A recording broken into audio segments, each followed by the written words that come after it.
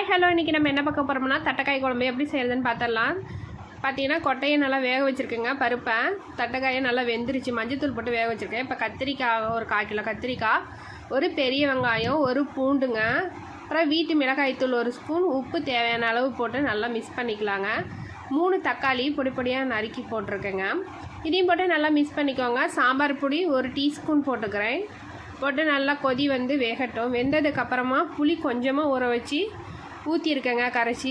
அது நல்லா கொதித்து காய் வேகட்டும். இப்போ பார்த்திங்கன்னா 1 ஸ்பூன் கடல, பூண்டு, சீரகம், கொஞ்சமாக தேங்காய் வச்சு அரைச்சிக்கிறேங்க.